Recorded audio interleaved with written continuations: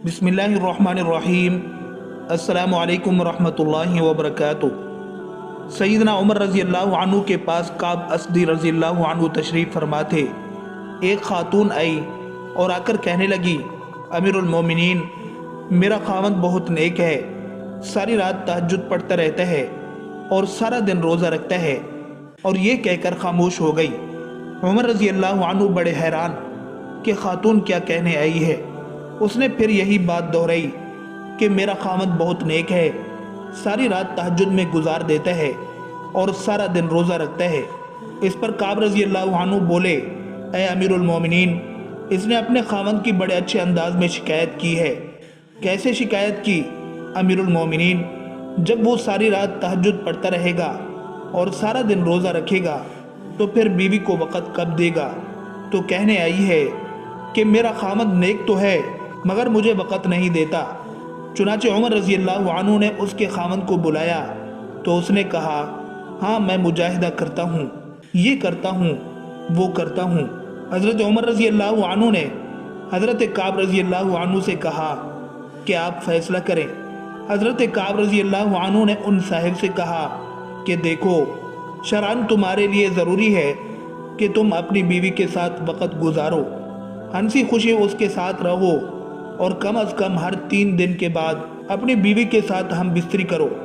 खैर, वो मियाँ बीवी तो चले गए। हज़रत उमर रज़ी अल्लाह अन्हु ने उबई बिन काब से पूछा, आपने ये शर्त क्यों लगाई कि हर 3 दिन के बाद बीवी से मिलाप करो? उन्होंने कहा, देखें, अल्लाह रब्बुल इज़्ज़त ने मर्द को ज़्यादा से ज़्यादा 4 शादियों की इजाज़त दी। चुनाचे अगर 4 शादियाँ भी किसी की हों तो 3 दिन के बाद फिर बीवी का नंबर आता है। तो मैंने उससे कहा कि तुम ज़्यादा से ज़्यादा 3 दिन इबादत कर सकते हो। 3 दिन के बाद एक दिन रात तुम्हारी बीवी का हक़ है, तुम्हें गुजारना पड़ेगा। तो देखो, शरीयत इंसान को क्या खूबसूरत बातें बताती है। मोहतरम भाइयों और बहनों, सुलेमान बिन आमर बिन अहवस कहते हैं कि मुझसे मेरे वालिद ने बयान किया कि वो हज्जतुल विदा में रसूलुल्लाह सल्लल्लाहु अलैहि वसल्लम के साथ शरीक हुए। आपने अल्लाह की हम्दो सना बयान की और लोगों को नसीहत की और उन्हें समझाया। फिर रावी ने इस हदीस में एक किस्से का जिक्र किया।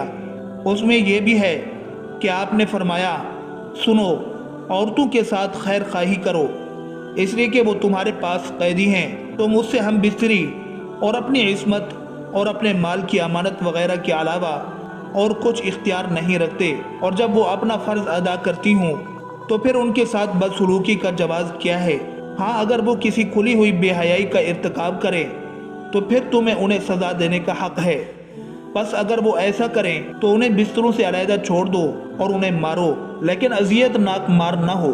इसके बाद अगर वो तुम्हारी मुती हो जाएं तो फिर उन्हें सज़ा देने का कोई और बहाना न तलाश करो। सुनो, जिस तरह तुम्हारा तुम्हारी बीवियों पर हक़ है, इसी तरह तुम पर तुम्हारी बीवियों का भी हक़ है। तुम्हारा हक़ तुम्हारी बीवियों पर यह है कि वो तुम्हारे बिस्तर पर ऐसे लोगों को न रौंदने दें जिन्हें तुम ना पसंद करते हो, और तुम्हारे घर में ऐसे लोगों को आने की इजाज़त न दें जिन्हें तुम अच्छा नहीं समझते। सुनो, और तुम पर उनका हक़ यह है कि तुम उनके लिबास और पहनने में अच्छा सलूक करो। इमाम तिरमिज़ी रहमतुल्लाह अलैह कहते हैं, यह हदीस हसन सही है।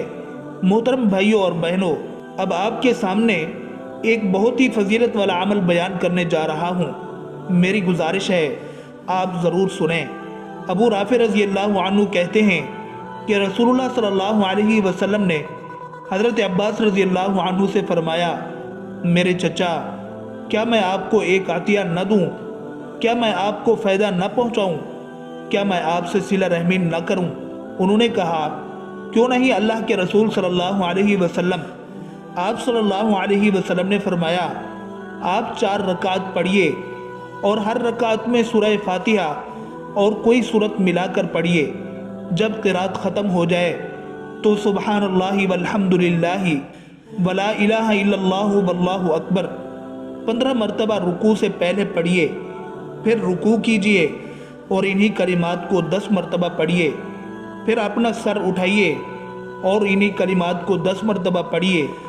फिर सजदा कीजिए और इन्हीं कलिमात को 10 मरतबा पढ़िए। फिर अपना सर उठाइए, इन्हीं कलिमात को 10 मरतबा पढ़िए। दूसरा सजदा कीजिए اس میں بھی انہی کلمات کو 10 مرتبہ پڑھیے تو یہ ٹوٹل 75 مرتبہ ہو گئے۔ اسی طرح ہر رکعت میں 75 مرتبہ اور 4 رکعتوں میں 300 مرتبہ ہوئے تو اگر آپ کے گناہ ریت کے ٹیلوں کے برابر ہوں تو بھی اللہ انہیں بخش دے گا۔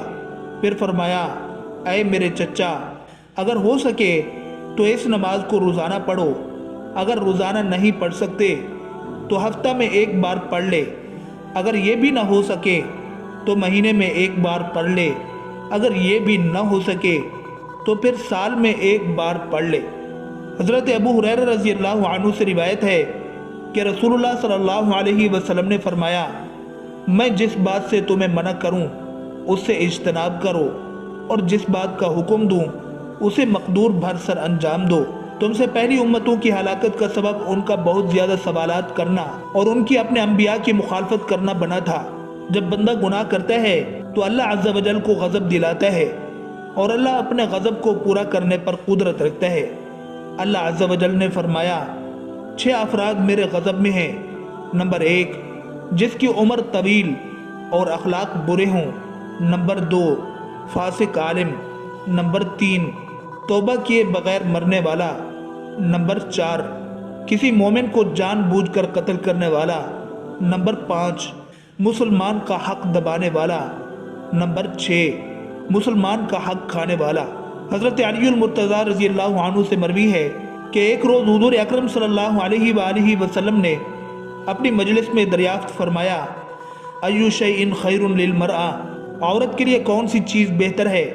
کسی نے جواب نہ دیا، سب کے سب خاموش رہے، یہاں تک کہ میں بھی کوئی جواب نہیں دے سکا تو بی بی فاطمہ رضی اللہ عنہ سے پوچھا کہ عورتوں کے لیے سب سے بہتر کون سی چیز ہے؟ حضرت فاطمہ رضی اللہ عنہ نے فوراً جواب دیا، عورتوں کے لیے سب سے بہتر یہ ہے کہ ان کو غیر مرد نہ دیکھیں۔ حضرت علی رضی اللہ عنہ اس جواب سے بہت خوش ہوئے اور آ کر رسول اللہ صلی اللہ علیہ وآلہ وسلم کو جواب سنا دیا تو حضور صلی اللہ علیہ وسلم بھی خوش ہوئے اور فرمایا، فاطمہ میرے جگر کا ٹکڑا ہے۔